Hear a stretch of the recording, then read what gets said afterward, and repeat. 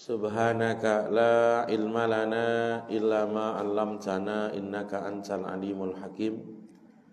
Hadirin jamaah Masjid Nurul Hidayah yang mudah-mudahan dirahmati oleh Allah Subhanahu wa taala. Amin amin Allahumma amin.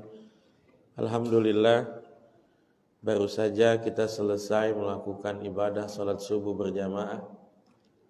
Mudah-mudahan apapun ibadah yang kita lakukan diterima oleh Allah Subhanahu wa taala, dan mari sama-sama kita niati i'tikaf kita ini dengan niatan thalabul ilm. Sekarang kita sudah masuk pada tanggal 15 Sya'ban 1445 Hijriah. Kira-kira dalam 2 minggu ke depan kita akan masuk di bulan Ramadan 1445.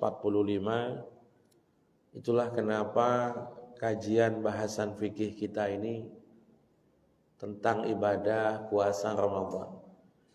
Mestinya kalau kita lihat dalam silabusnya itu, sesudah bahas tentang sholat Id pada bulan yang lalu, mestinya kita bahas sholat gerhana, tapi kita akan bahas tentang ibadah puasa karena sudah sebentar lagi. Puasa Ramadan itu bagian dari rukun Islam. Tapi perintah puasa Ramadan itu baru Nabi terima, perintahnya baru Nabi terima itu tahun yang kedua Hijrah. Jadi jangan kita beranggapan bahwa Nabi jadi Rasul, Jibril turun, langsung rukun Islam itu lengkap.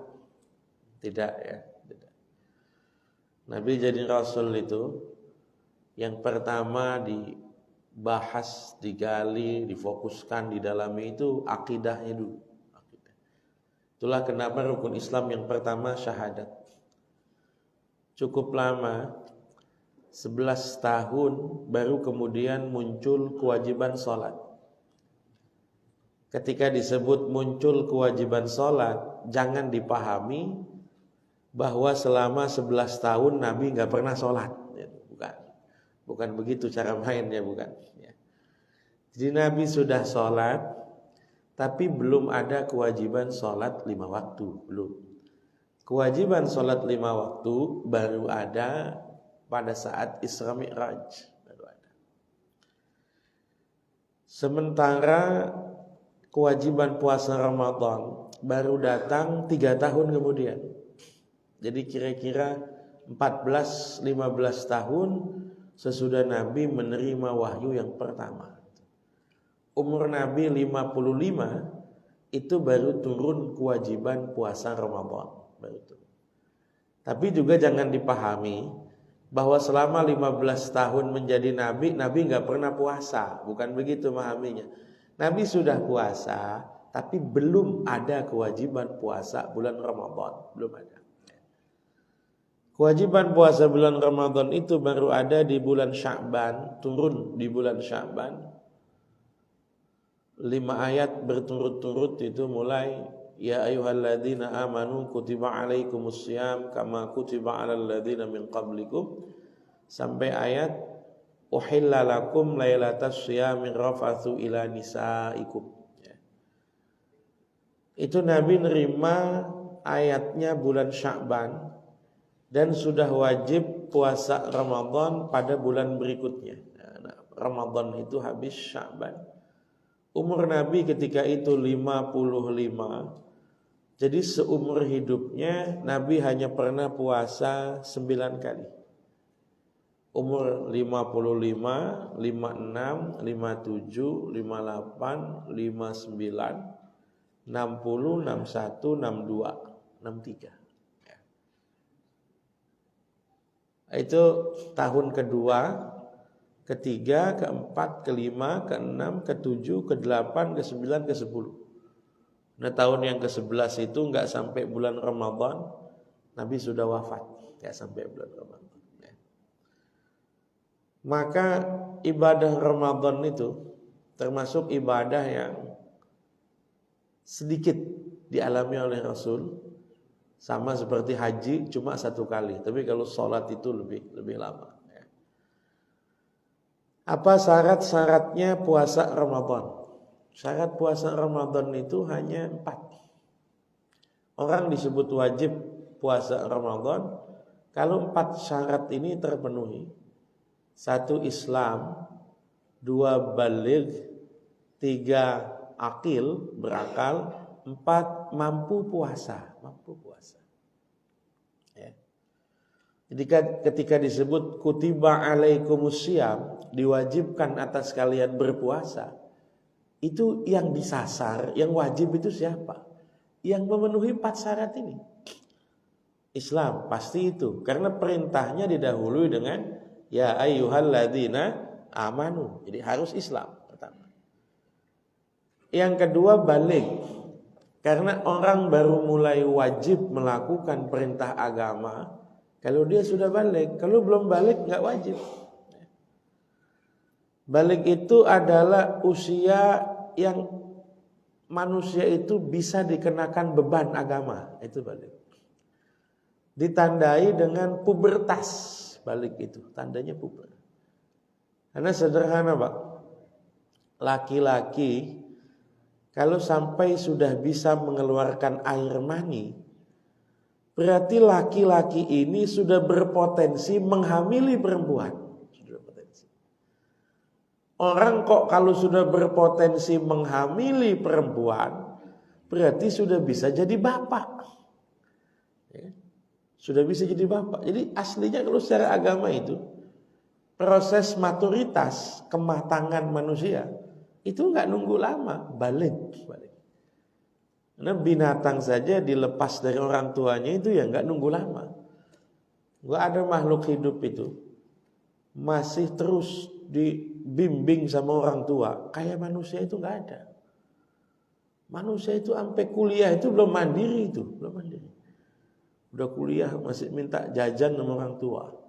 Ada yang udah sarjana masih beli kopi minta duit sama orang tua. Itu ada. Kalau makhluk Allah yang lain tuh nggak ada. Ya kucing usia berapa dilepas sudah, lepas sudah. Hewan-hewan yang lain, manusia. Maka patokannya itu baligh. Baligh itu pubertas lah. Kalau laki-laki keluar mani, kalau perempuan menstruasi, kalau tidak mengalami menstruasi, tidak mengalami keluar mani, secara umur kalau sudah umur 15 tahun dianggap baligh secara usia. 15 tahun itu usia anak lulus SMP. Sudah bisa mikir dewasa. Sudah bukan hanya fisiknya yang matang, tapi juga psikisnya mestinya sudah dewasa. Tapi anak mulai dilatih puasa itu sejak umur 7 tahun. 7 tahun. Sama ketika kita latih anak kita sholat. Umur 7 tahun di usia yang sama kita latih anak itu puasa.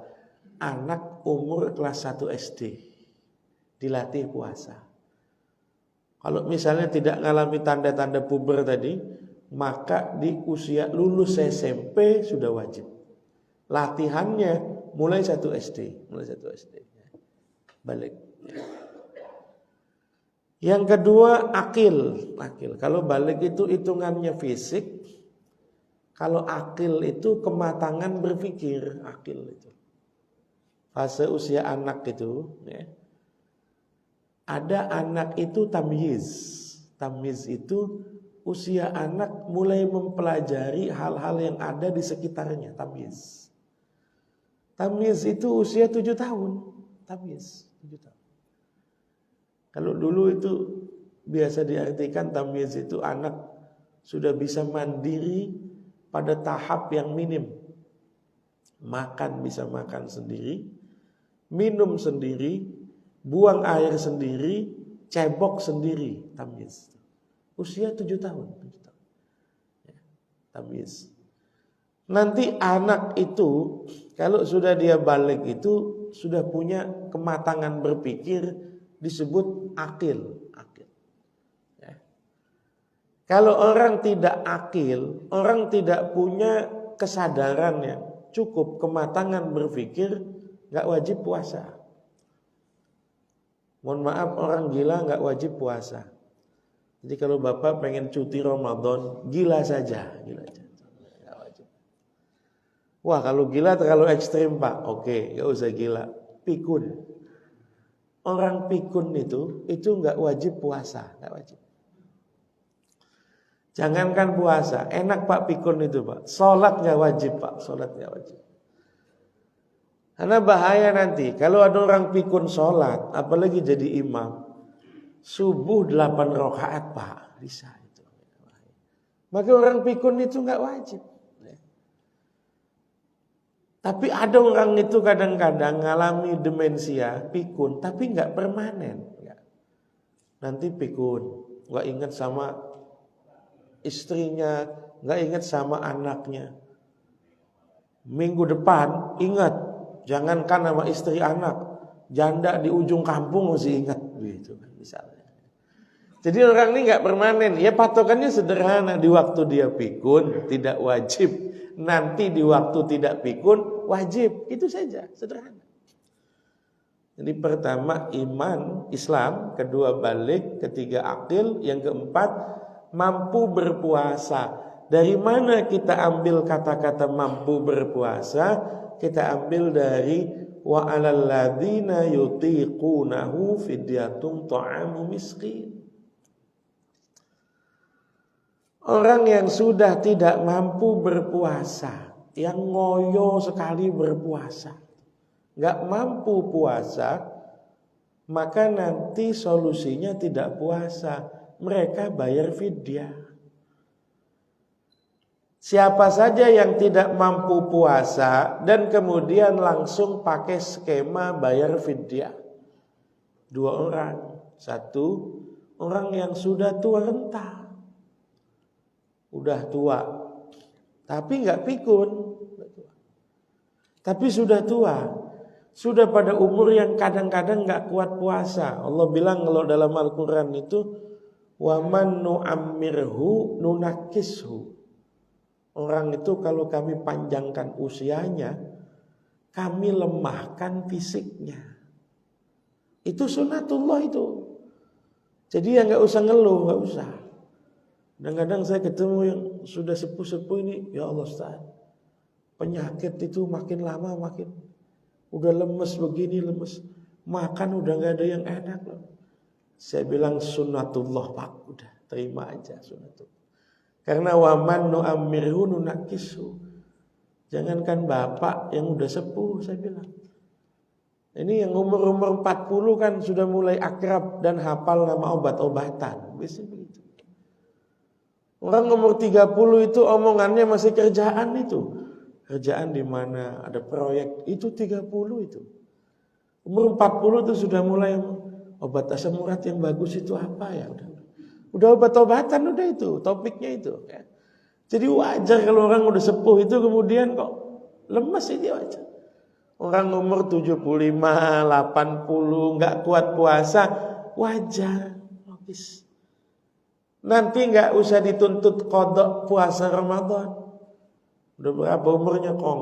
85. Saya nggak kuat puasa Ustaz. Gimana? Ya udah kejebol aja. Nanti gimana? Nanti habis lebaran diganti. Gimana mau gantinya?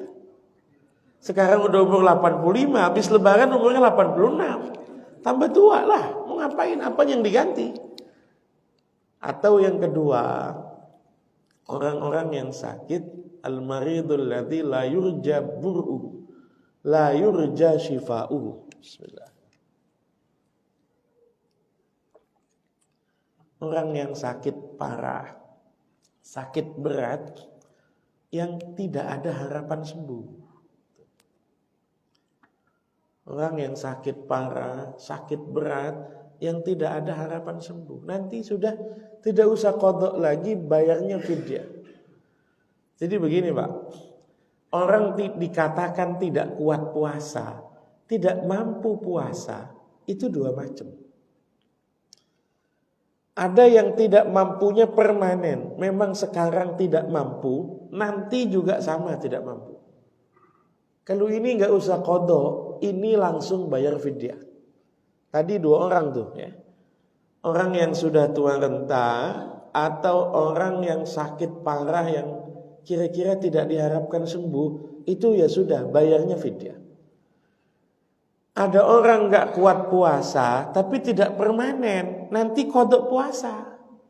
Saya sekarang gak kuat puasa, tapi nanti habis lebaran insya Allah kuat. Itu yang disebut faman kana minkum maridon aw ala safarin fa iddatum min ayyamin ukhra. Barang siapa ada orang yang sakit, enggak kuat puasa sekarang, nanti kalau udah sembuh habis lebaran bisa qadha, bisa. Atau ada orang yang musafir, enggak kuat puasa. Iya, ketika musafirnya enggak kuat puasa, nanti habis lebaran dia sudah enggak musafir lagi, berarti dia wajib qadha puasa. Ini enggak mampu puasa tapi tidak permanen. Di saat itu enggak mampu, nantinya akan mampu. Jadi boleh orang yang sakit, boleh orang yang musafir. Nanti ada beberapa tambahan lagi kriteria orang yang boleh enggak puasa. Boleh enggak puasa tapi tidak diganti fidyah, diganti dengan qadha puasa Ramadan nanti habis lebaran. Satu sakit ya. Kemarin gak puasa, kenapa emang? Saya sakit, masuk rumah sakit, ngamar misalnya ya. Oh gitu, ya udah. Sekarang udah sembuh, wajib qadha puasa Ramadan. Nanti habis Idul Fitri qadha. Punya waktu mengqadha sampai kapan? Sampai 11 bulan ke depan. Ya, punya waktu mengqadha 11 bulan ke depan. Ini sudah 15 hari lagi datang bulan Ramadan.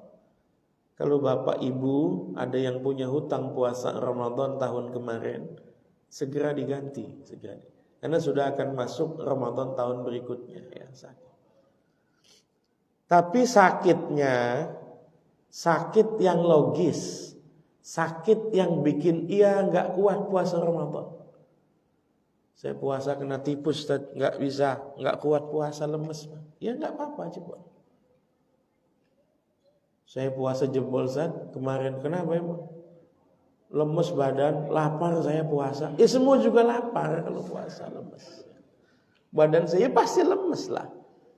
Jadi kita disebut sakit yang kira-kira bisa batal puasa, itu patokannya 2. 1. Dokter memang nyarankan jebol puasa. Berobat ke dokter, ini sebaiknya Pak nggak puasa dulu, konsumsi obat ini. Oh ya sudah, dokternya nyarankan jebol puasa. Atau kitanya sudah nggak kuat puasa, sakit nggak kuat puasa, jebol. Berapa orang tuh ada yang mungkin sahurnya nggak disiplin. Lalu ketika puasa kena asam lambung, yang kalau asam lambungnya kumat sudah parah apa segala macam. Sederhana, kalau sudah enggak kuat sekali, sudah batalkan puasanya. Karena patokannya yuridullahu bikumul yusra wala yuridu bikumul usra. Patokan. Allah menghendaki kemudahan, Allah tidak menghendaki kesulitan. Yang kedua yang boleh enggak puasa juga adalah musafir. Musafir ini boleh enggak puasa ya. Patokannya musafir itu orang yang perjalanan jauh, yang sholatnya bisa diqosor. Kira-kira jarak tempuh perjalanan 80-90 km. Itu berarti sholat. Kalau sholat bisa diqosor, puasanya boleh jebol. Itu patokan. Saya mudik pulang kampung. Pas mudik jebol puasa saya. Kemana pulangnya? Saya pulang ke Semarang. Enggak apa-apa. Sudah lebih 90 km. Cuma nanti diqadha, diganti. Saya kemarin musafir jebol puasa. Kemana? Tang City. Ngapain? Ya. Bukan musafir itu, bukan. Nanti bahaya itu. Saya jebol puasa musafir. Kemana? Rawa Cipondok. Repot ini. Jadi patokan kita musafir itu kalau sholatnya bisa dikosor. Kalau sholat bisa dikosor itu berarti ya jarak tempuhnya jauh itu ya. 90 km, dia boleh jebol puasa, boleh, nggak apa-apa. Ada lagi orang yang kemudian selain sakit dan selain orang musafir yang boleh buka puasa jebol, ada. Siapa? Orang yang payah melakukan puasa. Bisa sih bisa, cuma payah. Siapa itu? Wanita hamil. Boleh nggak puasa? Pada saat lagi hamil, saat mabok mulu, muntah mulu, ya silahkan jebol puasa. Wanita menyusui boleh jebol puasa saat lagi nyusui bocah ini. Makanya kadang ada perempuan itu curhat sama saya, 10 tahun nggak puasa Ramadan ya. Tahun ini hamil, tahun depan nyusuin, tahun depan hamil lagi ya. Tahun depan begitu aja udah ya. Selama usia subur produktif begitu aja. Ya nggak apa-apa, tapi yang penting diqodok puasa Ramadannya.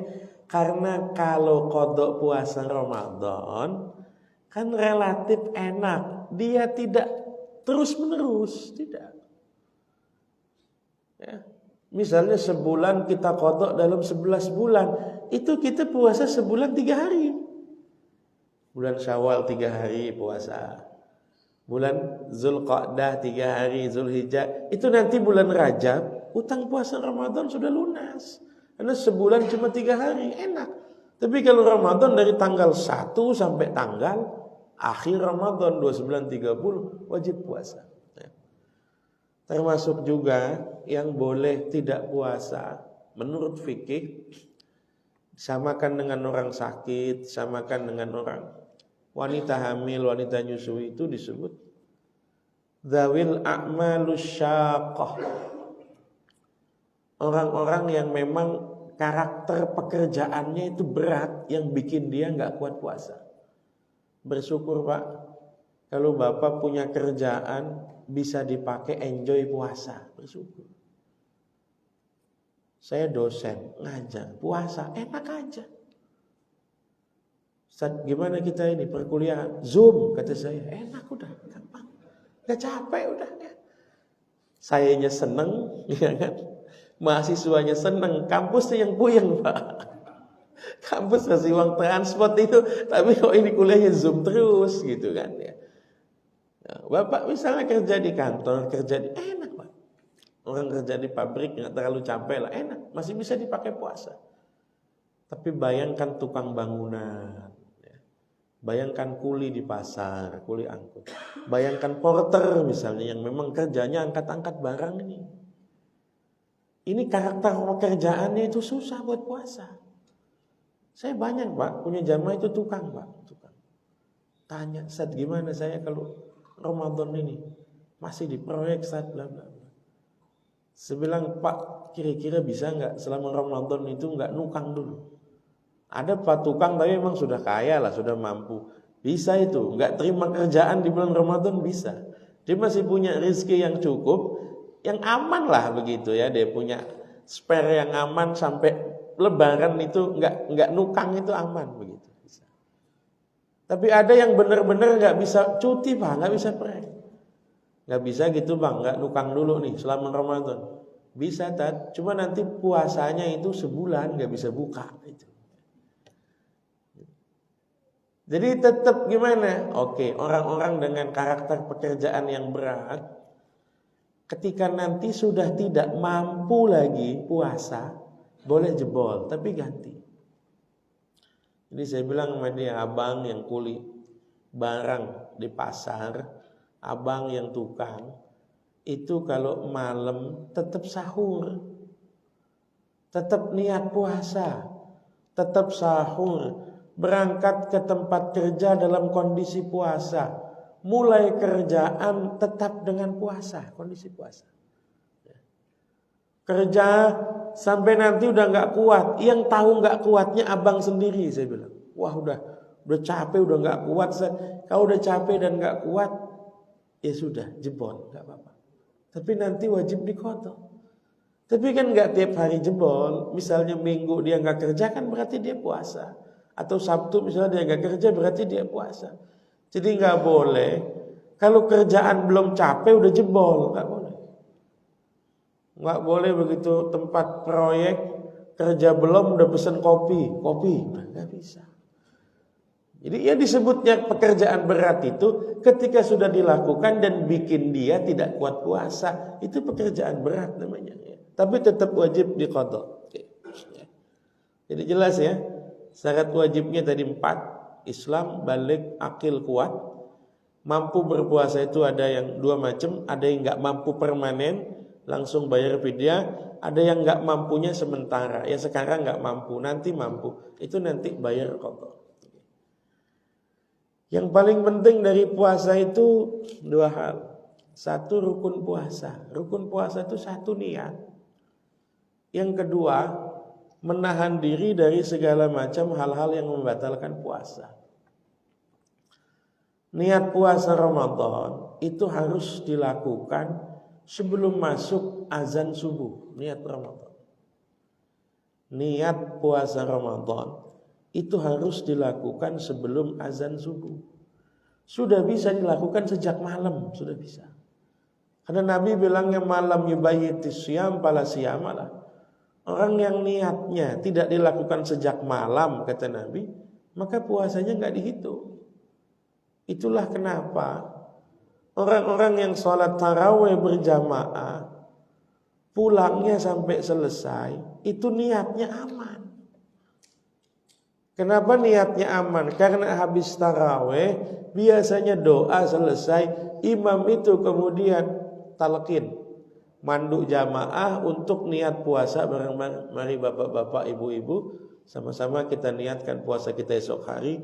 Nawaitu shauma godin bla bla bla bla. Bahkan alhamdulillah di TV, kalau ada orang nonton TV pada saat sahur menjelang imsak itu, di TV masih diulangi niat puasa itu. Di negara lain nggak ada itu Pak, nggak ada. Di Arab tuh nggak ada sampai niat puasa disiarin di TV itu nggak ada.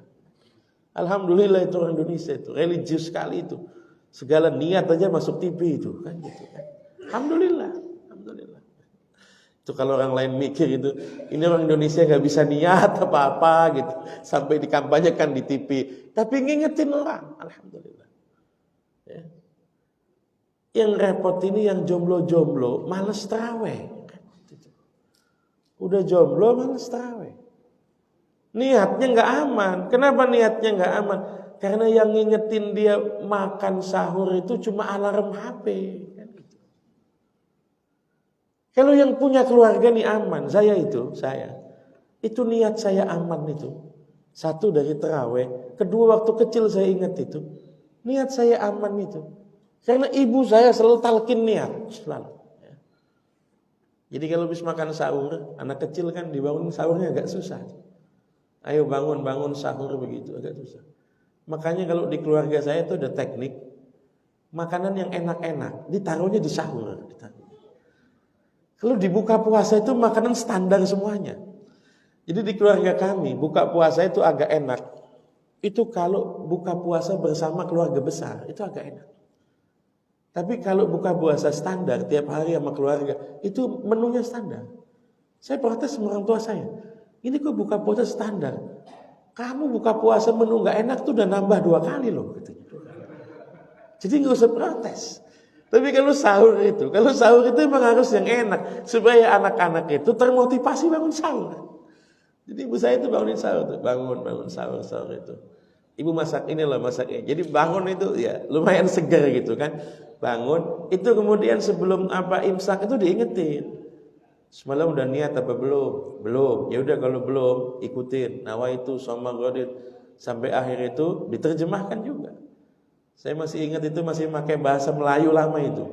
Sajaku berpuasa esok hari begitu ya. Kalau di kita aku niat penting. Menurut saya penting. Kita ngajarkan cara niat bukan hanya pakai bahasa Arab.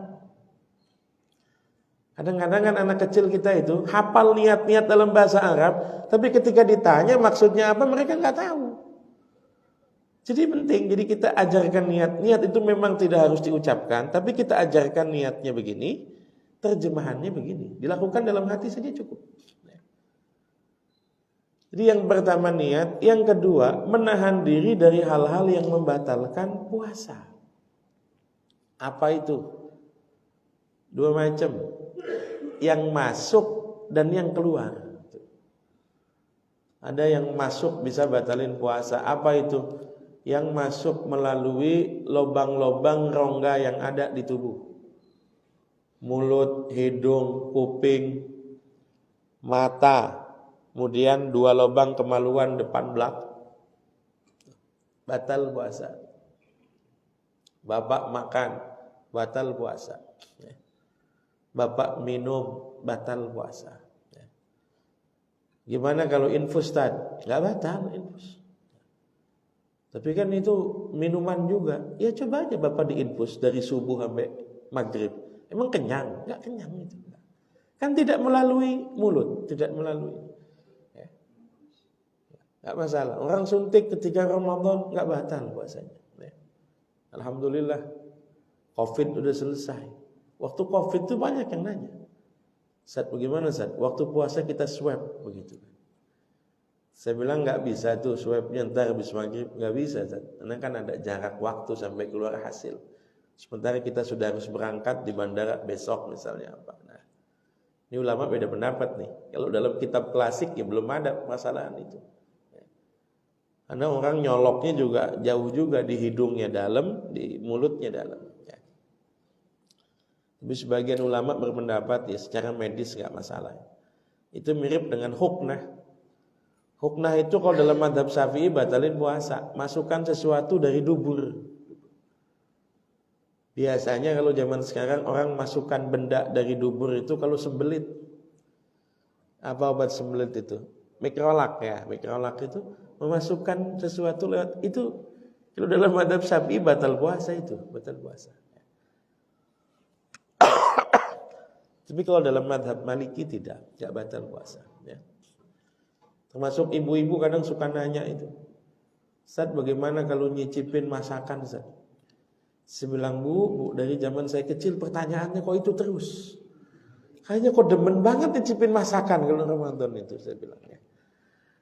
Saya bilang nanti aja. Sekarang kan sudah banyak orang itu buka puasa azan itu nggak ada yang langsung dia menghirup sop langsung nggak. Dia minum es kurma cemilan dulu gitu kan. Makan itu nanti. Toh kalaupun ingin makan, kalau ada yang kurang, zaman sekarang ya tinggal kasih garam, tinggal kasih penyedap. Rata-rata bumbu masak itu sudah nyebut ukurannya itu, bumbu instan itu. Ini dipakai untuk ukuran berapa misalnya, udah ada itu. Jadi kalaupun penasaran ya bisa ditambahkan nanti pas maghrib.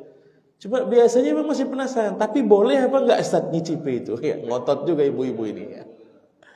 Saya bilang kemudian ada pendapat yang memperbolehkan Bu, nyicipi. Ya.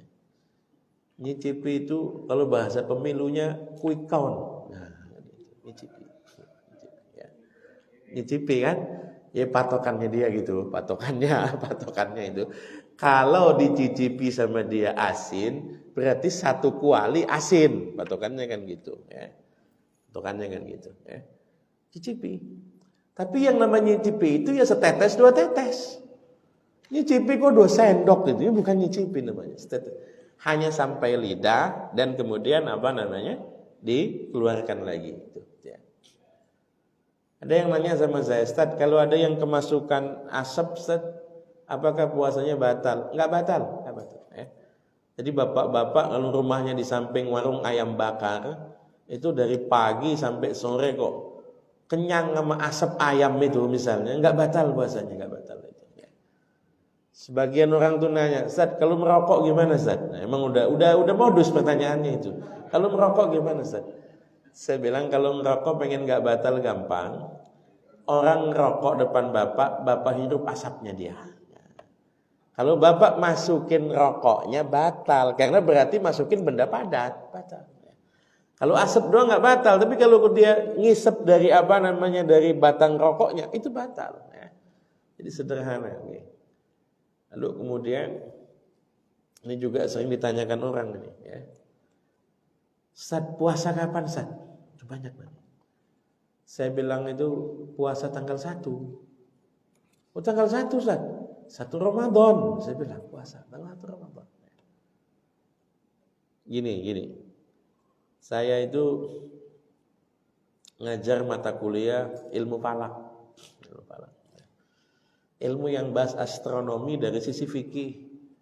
Kita belajar tentang penentuan arah kiblat, kita belajar tentang waktu-waktu sholat, kita belajar menghitung gerhana, kita belajar menentukan awal bulan. Ada 2 macam yang disebut dalam hadisnya Nabi. Nabi bilang sumu li ru'yatihi wa aftiru li ru'yatihi. Puasalah karena melihat hilal bulan sabit, dan berbukalah, maksudnya hari rayalah karena melihat hilal. Saya jelaskan secara sederhana saja. Bulan sabit ya, hilal itu, bulan sabit, hilal, sama matahari itu bedanya jauh. Besarnya besar matahari, cahayanya lebih kuat matahari. Kalau yang nggak biasa itu nggak bisa bedain mana bulannya, nggak bisa. Ini matahari terbenam. Lalu kemudian di situ ada hilal, ada bulan sabit. Ini kalau yang tidak terbiasa observasi, nggak bisa nandai, nggak bisa. Itulah kenapa ada syarat hilalnya harus tinggi.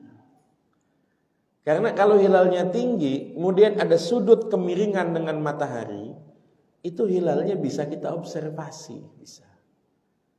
Besok tanggal 10 Maret hari Ahad, itu kalau secara hitung-hitungan itu hilal belum bisa diobservasi, belum bisa observasi. Itulah kenapa kemungkinan nanti Kementerian Agama yang memutuskan. Itulah kenapa kemungkinan Sya'ban akan digenapkan 30 hari. Jadi Sya'ban sampai tanggal 11 Maret, tanggal 12 Maret baru puasa. Kemungkinan. Karena penentuan awal Ramadan, penentuan kapan kita lebaran, itu domainnya adalah otoritas. Domainnya pemerintah. Ada hadis, ada ayatnya kan, faman syahida minkumus syahra falyasum. Alhamdulillah. Ada hadis kata Ibnu Umar, taro an-nasul hilala. Di masa Nabi itu orang-orang pada ngelihat hilal. Aku lihat hilal. Fara'aitu, fa akhbartu Rasulullah. Ibnu Umar melihat hilal, Ibnu Umar lapor sama Rasul. Rasul yang mengumumkan kapan awal Ramadan. Rasul yang mengumumkan. Itulah kenapa Kementerian Agama punya yang namanya sidang isbat. Karena yang berhak menentukan awal Ramadan, awal hari raya adalah pemerintah. Yang dilakukan oleh tokoh agama, ormas misalnya, itu bukan menentukan awal Ramadan, bukan. Itu menginformasikan. PP Muhammadiyah itu ikhbar, menginformasikan. Kalau informasi siapa saja bisa, silakan. Tapi kalau menentukan kapan mulai puasa, menentukan kapan lebaran, itu domainnya domain pemerintah. Saya juga bingung.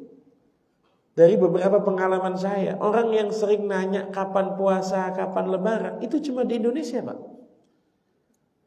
Ya. Saya dulu waktu kuliah itu di Yaman, di Mesir, nggak ada orang nanya kapan puasa, nggak ada. Kami cuma tunggu meriam saja, tunggu meriam. Jeder, oh berarti besok puasa, sekarang tarawih, gitu aja. Jadi kalau ada orang tanya itu, kira-kira Ramadan kapan ya? Kamu tunggu meriam, gitu aja udah jawabannya. Sederhana. Ya.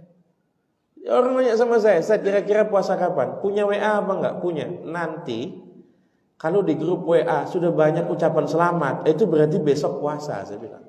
Sederhana. Ya. Saya sampai mikir lama loh. Kira-kira apa sebabnya sih orang Indonesia itu kok sering nanya kapan puasa, kapan lebaran? Jawabannya 2. Karena ibu-ibu sama pedagang, 2 itu. Nah di kita itu persiapan, itu masalahnya. Kalau orang nanya, Ustaz, lebaran kapan, Ustaz? Saya bilang, lu tunggu aja ntar keputusannya itu, santai. Nggak bisa santai, Ustaz, nggak bisa. Kenapa? Kita ngolah ini basi nanti. Wah, repot saya bilang ini ya. Saya bilang santai aja, nanti kan diumumkan. Jadi mereka itu pengennya pasti begitu kan. Jadi kita nanti mulai ngolah daging itu di hari ini, mulai bikin opor ini malam ini begitu kan. Ini repotnya ini ya. Jadi sederhana, tunggu keputusan Kementerian Agama ya. Wallahu a'lam bissawab. Kalau ada yang masih iskal atau ingin ditanyakan, tafadhol ya, silakan.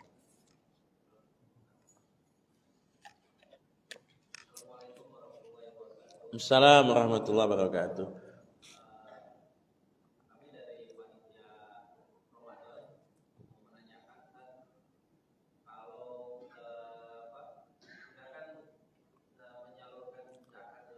Ya.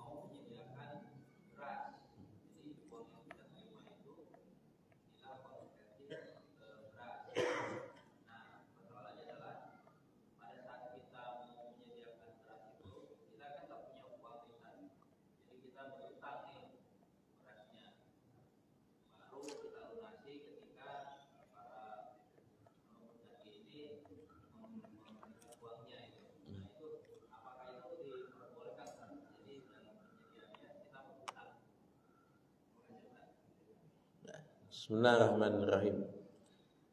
Pernahkah Nabi zakat menggunakan uang? Tidak pernah. Pernahkah juga Nabi zakat menggunakan beras? Tidak pernah juga, sama. Sederhana sebetulnya.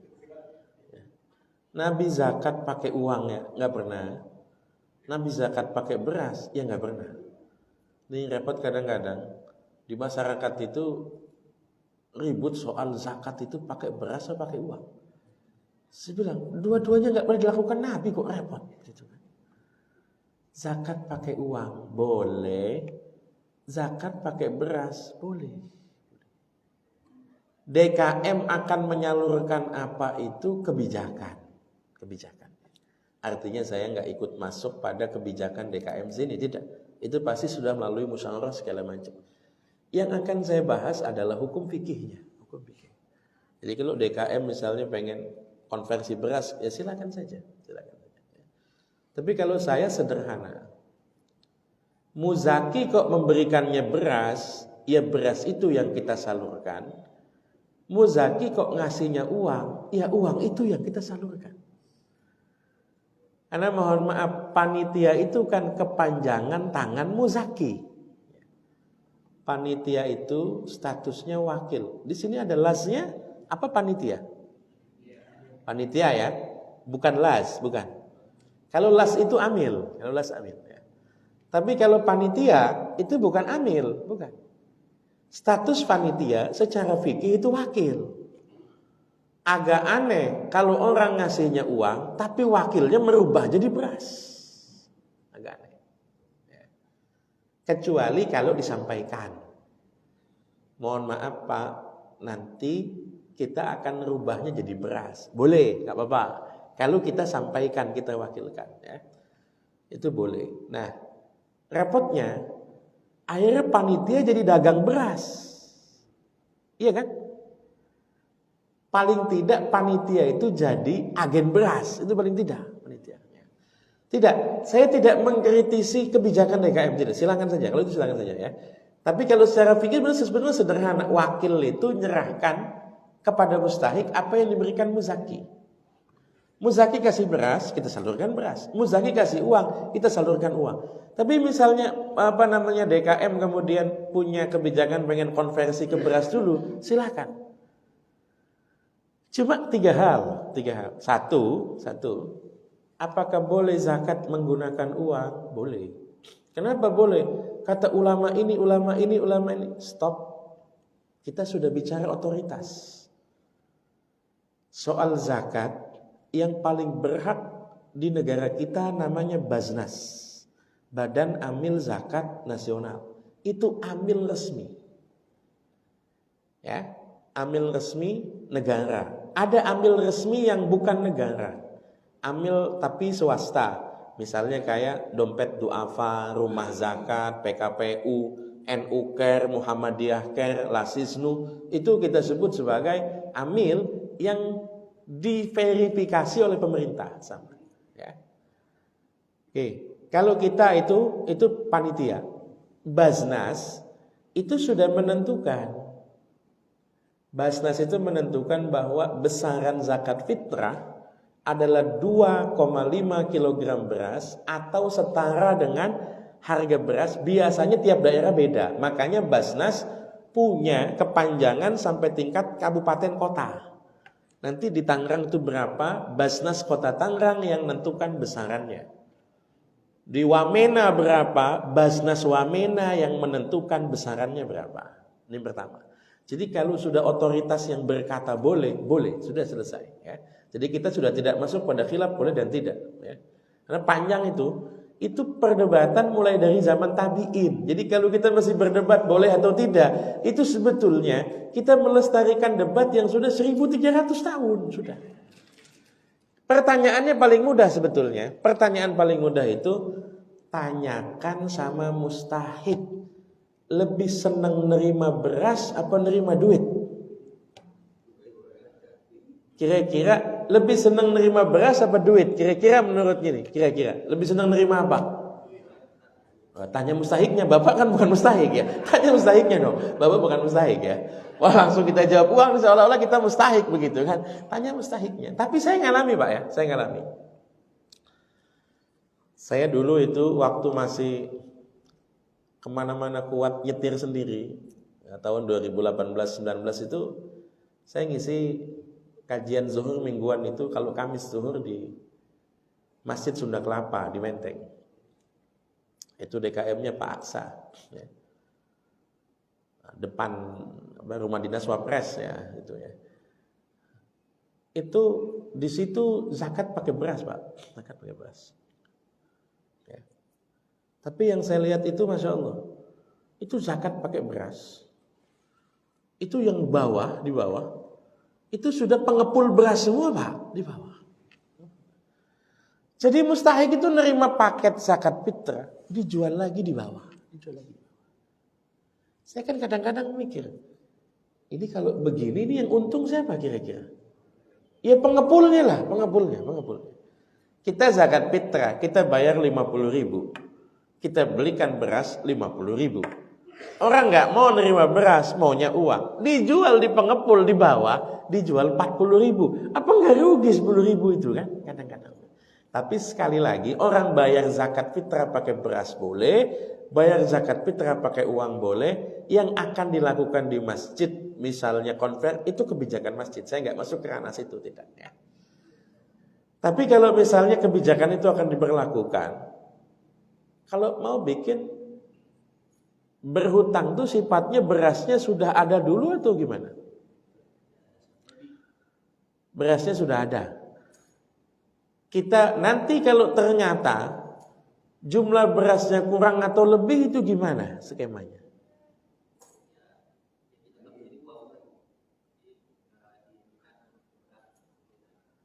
Oke. Jadi nunggu uangnya ada dulu. Apa berasnya sudah ada? Ya, kalau nanti misalnya nih ternyata yang zakat 600, paketnya 500, itu nanti berarti sisanya pakai uang. Berarti kan uang-uang juga akhirnya.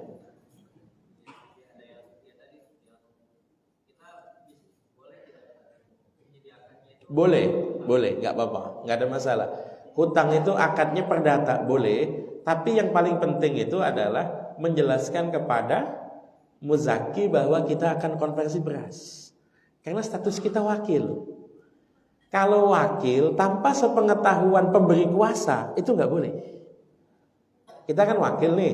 Ketika kita jadi wakil itu apapun yang kita lakukan itu sepengetahuan pemberi kuasa. Jadi nanti ketika misalnya zakat fitrah selain kasih tanda terima kwitansi itu kita kasih apa ketentuan yang berlaku. Nanti akan dirupakan beras bla bla bla. Nanti kalau misalnya lebih gimana? Misalnya kita paketnya 500 nih, kita ngutang. Ternyata kalau yang zakat 300, itu nanti gimana? Sisanya 200.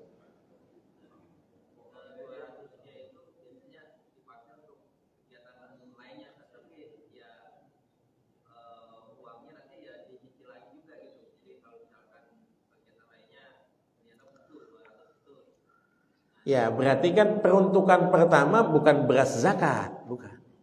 Ketika hutang piutang, berasnya kan beras biasa saja ya, artinya nggak harus dipakai zakat. Karena kalau dari awal kita sudah niatkan untuk zakat, agak repot kalau dipakai buat kebutuhan yang lain, begitu kan. Nah, jadi intinya kebijakan yang ada konversi sebisa mungkin pada beras, silakan, nggak ada masalah. Adapun soal tiga pihak secara muamalah ya. Satu panitia dengan agen beras. Ini akadnya adalah hutang. Dua panitia dengan muzaki. Akadnya adalah wakalah, perwakilan. Ya. Dan yang pasti muzakinya harus tahu bahwa uangnya nanti akan dijadikan paket beras. Hukumnya nggak apa-apa, nggak masalah. Ya. Mudah-mudahan bisa dipahami. Ya. Ada pertanyaan yang lain? Ya silakan.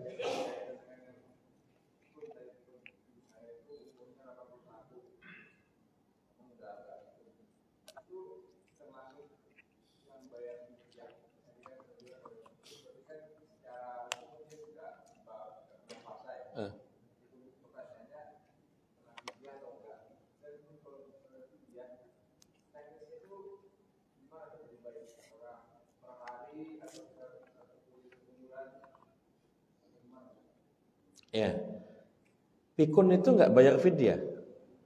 Memang tidak kena kewajiban. Tidak. Orang yang bayar fidyah itu yang kena kewajiban puasa, tapi tidak kuat melakukannya. Kalau pikun itu memang tidak wajib puasa, tidak wajib sholat, nggak ada masalah. Maka tadi saya kasih pilihan, Bapak kalau pengen nggak puasa, pikun aja kata saya. Itu karena nggak ada fidyahnya, tidak ada. Ya. Cuman memang yang berhak menentukan ini dimensia atau tidak. Kalau pikun kan istilah kita. Ini dimensia atau tidak, yang berhak menentukan itu ya ahlinya, medis. Jadi kalau kata dokter, oh ini udah kena demensia, ini sudah harus butuh pendampingan kemana-mana misalnya atau apa, berarti memang secara hukum kita ikut keputusan ahlinya. Tapi jangan kita yang mutusin. Oh kayaknya udah pikun ini. Jangan, karena kita bukan ahlinya begitu ya. Jadi kita bawa ke ke dokter syaraf atau ke istilahnya apa itu? Ya, lupa saya. Dokter yang nangani mutusin nanti demensia atau tidak begitu ya. Mudah-mudahan bisa dipaham. Jadi nggak bayar fidyah ya. Ya silakan.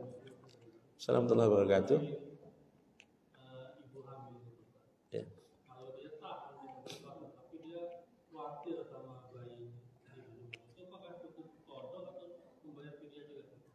Dalam mazhab Syafi'i 2. Jadi gini, orang itu hamil atau menyusui, kita lihat motifnya apa. Kenapa buka puasa? Oh saya nggak kuat ini, lagi hamil, muntah-muntah terus. Berarti dia, motif buka puasanya, dia nggak kuat. Berarti sama kayak orang sakit. Wajibnya cuma qadha saja. Kenapa ini? Oh saya nggak kuat ini, bayi saya ini kalau pagi nyusuin bayi, malam nyusuin bapaknya, nggak kuat saya misalnya, nggak kuat. Ini sama kayak orang sakit, nggak mampu puasa, bayarnya hanya qadha. Tapi ada orang yang motivasi berbukanya itu bukan dirinya. Saya kuat puasa sih, cuma saya khawatir kandungan. Artinya dia kuat puasa loh. Dia mengkhawatirkan sesuatu yang kaitannya dia nggak tahu dengan pasti. Saya sih kuat puasa, cuma anak saya ini khawatir nanti bobotnya turun, misalnya kan gitu. Kalau saya susu, ini motivasinya orang lain. Dia kuat puasa, maka nanti dua, dia bayarnya qadha dan bayar fidyah. Per harinya 1 mud. 1 mud itu kira-kira ya hampir 7 ons begitu ya, kilogram 7 ons beras misalnya ya. Itu fit. Tapi kalau dia mengkhawatirkan dirinya sendiri, hanya qadha saja. Makanya saya suka bilang sama ibu-ibu, Bu, tolong kalau lagi jebol puasa jangan khawatirin bayinya.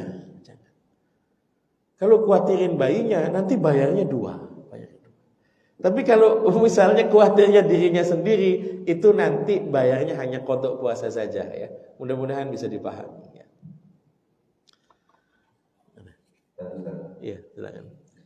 Tentang saya hampir sama dengan Pak sedikit mengenai orang tua.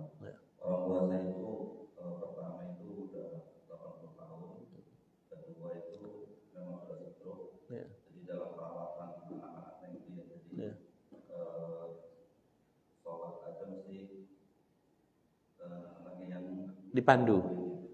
Nah, pertanyaan saya adalah apakah kondisi seperti ini masih wajib puasa, masih wajib sholat? Jadi untuk udah nggak bisa merawat diri lah. Oke. Assalamualaikum warahmatullahi wabarakatuh. Jadi patokannya adalah tetap di kemampuan kesadaran berpikir ya. Kira-kira masih ingat dengan orang-orang apa tidak? Masih ingat dengan dirinya atau tidak? Kalau masih berarti akil. Kalau akil itu berakal berarti wajib sholat, wajib puasa. Sholat ya semampunya. Misalnya hanya di kursi roda ya di kursi roda berarti. Di kursi roda pakai isya, misalnya cukup rukuknya ya agak nunduk dikit, sujudnya agak nunduk dikit, misalnya begitu ya. Pasti lama itu, pasti lama ya. Kalau puasa bagaimana? Kalau puasa tadi kan kita sebut sakit yang kira-kira memang sudah sukar harapan sembuh. Itu bayar fidyah. Jadi patokannya kalau misalnya sudah pikun tidak wajib sholat, tidak wajib puasa. Tapi kalau misalnya belum pikun, dalam kasus tadi misalnya sudah stroke, sudah selalu butuh pendampingan misalnya, itu nanti kalau sholatnya masih wajib semampunya. Karena kan sholat sehari semalam hanya 5 kali, waktu juga sebentar. Tapi kalau puasa, fidyah. Mekanismenya bagaimana? Kalau kita sudah tahu memang nggak kuat puasa, fidyah bisa langsung dibayar di muka, nggak apa-apa. Jadi nggak usah nunggu sampai akhir atau dibayarin per hari fidyah, itu boleh langsung aja. Kita bayarkan di muka boleh, nggak ada masalah begitu ya. Sama seperti kita bayar tanggungan yang belum wajib, sama hutang belum jatuh tempo tapi sudah kita bayar, itu nggak apa-apa. Ya. Saat sudah kita bayar di muka, Ustaz, ternyata misalnya mohon maaf begitu, ya hanya nggak kuat puasa berapa hari, ya sudah nggak ada masalah. Ya. Jadi patokannya kalau masih punya ingatan, masih ingat macam-macam, berarti masih akil, masih wajib sholat semampunya. Wajib puasa tapi nanti skemanya fidyah. Tapi kalau sudah tidak ingat, maka sudah tidak wajib puasa, tidak wajib sholat ya. Mudah-mudahan bisa dipahami ya. Cukup kira-kira? Kalau cukup, sama-sama kita akhiri dengan doa. Sebelum doa kita istighfar 3 kali. Astaghfirullahalazim. Astaghfirullahalazim. Astaghfirullahalazim.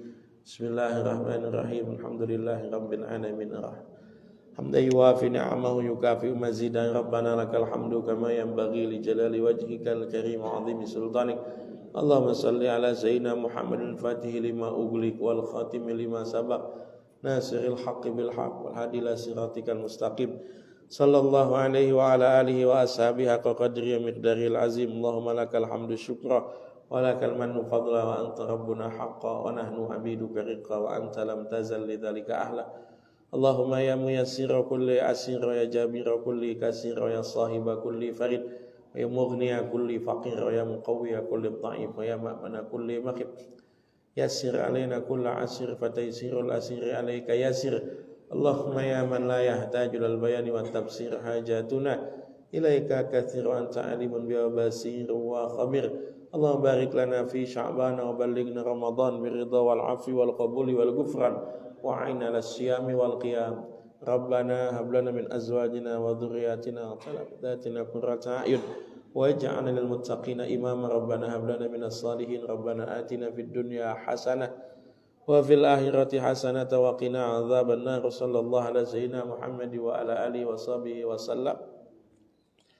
Da'wahum biha subhanakallahumma wa tahiyyatuhum biha salam. Wa akhiru da'wahum alhamdulillahi rabbil alamin. Assalamualaikum warahmatullahi wabarakatuh. Bapak-bapak semuanya, jangan pulang dulu untuk sarapan pagi berada di kelas sebelah kiri.